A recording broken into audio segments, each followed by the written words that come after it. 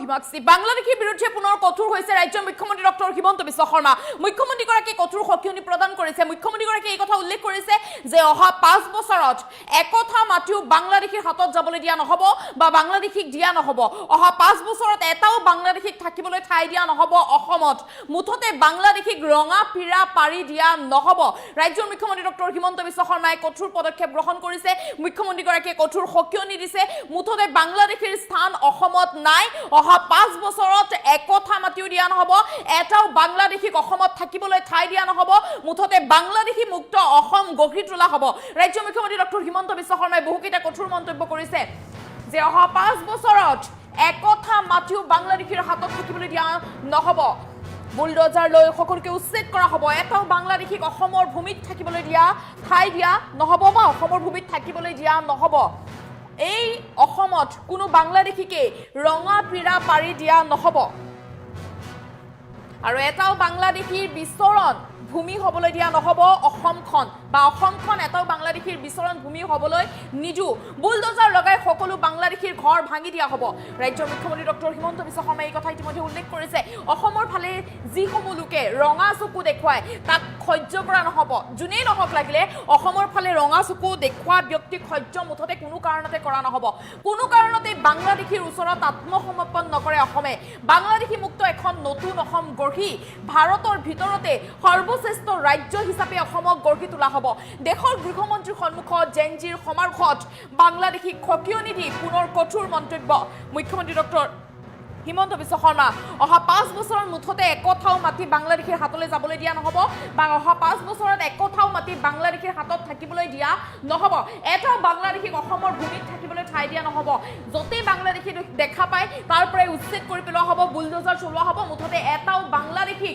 অসমত ঠাই দিয়া নহব অহা 5 বছৰত আৰু এইবাৰ অসমত বা অসমত যিসকল লোকে ৰঙা চকু দেখুৱায় ৰঙা চকু অসমক দেখুৱালে কাকো সহ্য কৰা নহব ৰঙা চকু দেখুৱাব গলে কিন্তু বিপদ নিশ্চিত অসমত মুঠতে কোনেও ৰঙা চকু দেখুৱাব নোৱাৰিব আৰু এইখন অসমত কোনো বাংলাদেশীকে ৰঙা পিৰা পাৰি দিয়া নহব মুখ্যমন্ত্ৰী ডক্টৰ হিমন্ত বিশ্ব শৰ্মাই এই কথা উল্লেখ কৰিছে মুখ্যমন্ত্ৰীগৰাকীয়ে স্পষ্ট কৰি দিছে যে এটাও বাংলাদেশীৰ বিচৰণ ভূমি হবলৈ নিদিও কেতিয়াও অসমখন বুলডোজাৰ লগাই সকলো বাংলাদেশীৰ ঘৰ ভাঙি দিয়া হ'ব অসমৰ ফালে ৰঙা চকু দেখুৱালে কাকো সহ্য কৰা নহব কোনো কাৰণতে বাংলাদেশীক ওচৰত বাংলাদেশীৰ ওচৰত আত্মসমৰ্পণ অসমে নকৰে বাংলাদেশী মুক্ত এখন নতুন অসম গঢ়ি ভাৰতৰ ভিতৰতে সৰ্বশ্ৰেষ্ঠ ৰাজ্য হিচাপে অসমক গঢ়ি তোলা হ'ব আৰু দেশৰ গৃহমন্ত্ৰীৰ সন্মুখত জেনজিৰ সমাৰোহত বাংলাদেশীক সকিয়নি দি পুনৰ কঠোৰ মন্তব্য কৰিলে মুখ্যমন্ত্ৰী ডক্টৰ হিমন্ত বিশ্ব শৰ্মাই মুখ্যমন্ত্ৰীগৰাকীয়ে ইতিমধ্যে স্পষ্ট কথা কৈ দিছে যে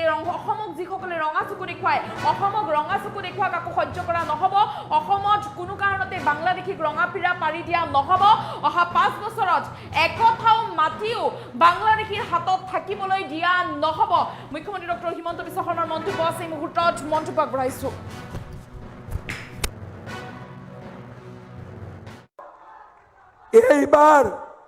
এইবাৰ আমি 1.5 লাখ বিঘা মাটিত এভিকশন কৰিলো মই আপোনালোকক প্ৰতিশ্ৰুতি দিছো অহা 5 বছৰত বাংলাদেশীৰ হাতত থকা একথা মাটিও মই উঘালি আনিম আৰু কোনো অবৈধ বাংলাদেশীক আৰু আমাৰ মাতৃভূমিৰ মাটি আমি দখল কৰিবলৈ নিদিও এইখন অসমত কোনো বাংলাদেশীয়ে আমাৰ মাটি আৰু দখল কৰিব নোৱাৰিব এয়া মোৰ প্ৰতিশ্ৰুতি বিজেপিৰ প্ৰতিশ্ৰুতি কৰবাত যদি এবিঘা মাটিও দখল কৰি আছে তাকো আমি কাঢ়ি আনিম আমি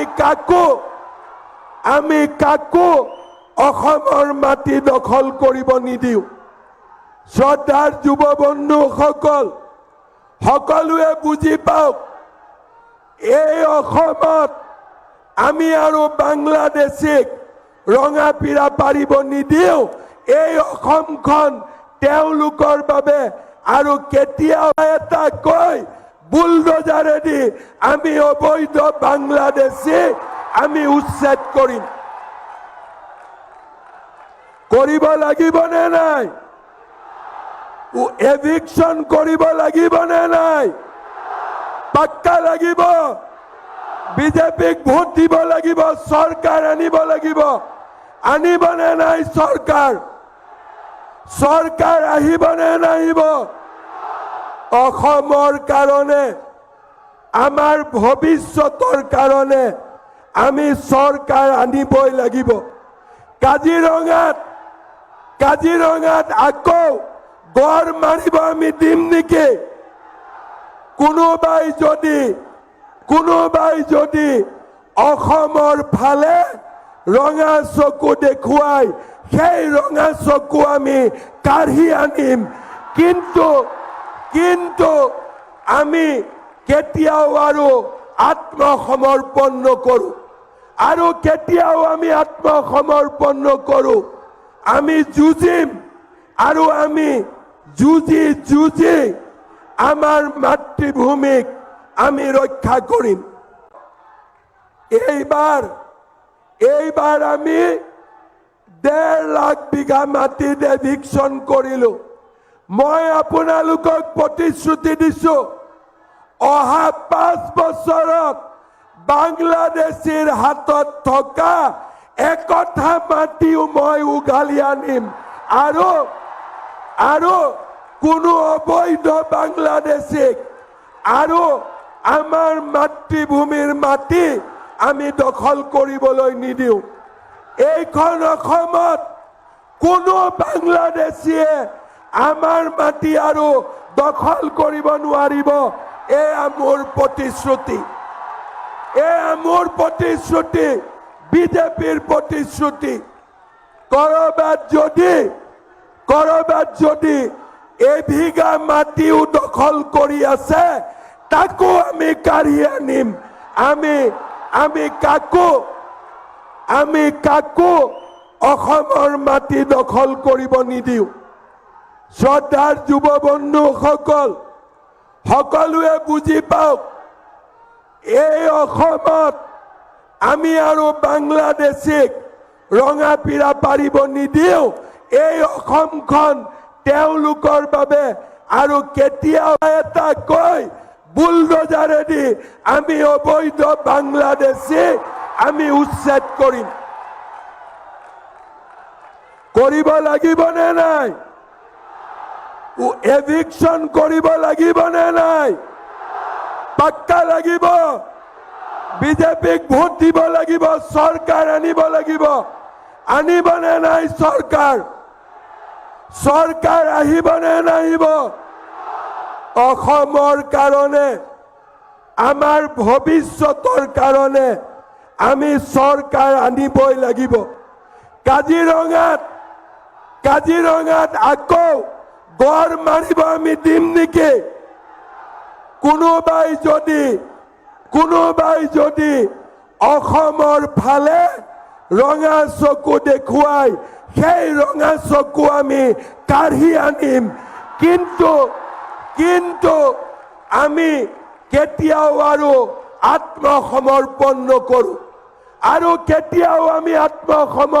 নকৰো, আমি যুঁজিম, আৰু আমি যুঁজি আমাৰ মাতৃভূমিক আমি ৰক্ষা কৰিম। এইবাৰ আমি 1.5 লাখ বিঘা মাটিত এভিকশন কৰিলো। মই আপোনালোকক প্ৰতিশ্ৰুতি দিছো, অহা 5 বছৰত বাংলাদেশীৰ হাতত থকা একঠা মাটিও মই উঘালি আনিম, আৰু কোনো অবৈধ বাংলাদেশীক আৰু আমাৰ মাতৃভূমিৰ মাটি আমি দখল কৰিবলৈ নিদিওঁ। এইখন অসমত কোনো বাংলাদেশীয়ে আমাৰ মাটি আৰু দখল কৰিব নোৱাৰিব। এয়া মোৰ প্ৰতিশ্ৰুতি, বিজেপিৰ প্ৰতিশ্ৰুতি। কৰবাত যদি এবিঘা মাটিও দখল কৰি আছে, তাকো আমি কাঢ়ি আনিম। আমি কাকো অসমৰ মাটি দখল কৰিব নিদিওঁ।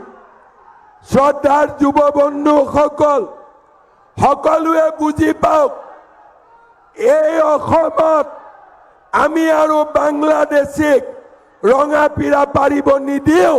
এই অসমখন তেওঁলোকৰ বাবে আৰু কেতিয়াও এটা কৈ বুলডোজাৰেদি আমি অবৈধ বাংলাদেশীক আমি উচ্ছেদ কৰিম। কৰিব লাগিবনে নাই? এভিকশন কৰিব লাগিবনে নাই? পাক্কা লাগিব।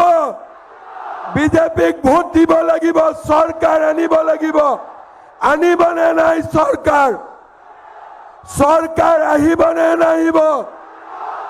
অসমৰ কাৰণে, আমাৰ ভৱিষ্যতৰ কাৰণে আমি চৰকাৰ আনিবই লাগিব। কাজিৰঙাত আকৌ গড় মাৰিব আমি দিম নেকি? কোনোবাই যদি অসমৰ ফালে ৰঙা চকু দেখুৱাই, সেই ৰঙা চকু আমি কাঢ়ি আনিম। কিন্তু আমি কেতিয়াও আৰু আত্মসমৰ্পণ নকৰোঁ। আৰু কেতিয়াও আমি আত্মসমৰ্পণ নকৰোঁ। আমি যুঁজিম আৰু আমি যুঁজি আমাৰ মাতৃভূমিক আমি ৰক্ষা কৰিম। এইবাৰ আমি 1.5 লাখ বিঘা মাটিত এভিকশন কৰিলো। মই আপোনালোকক প্ৰতিশ্ৰুতি দিছো, অহা 5 বছৰত বাংলাদেশীৰ হাতত থকা একঠা মাটিও মই উঘালি আনিম। আৰু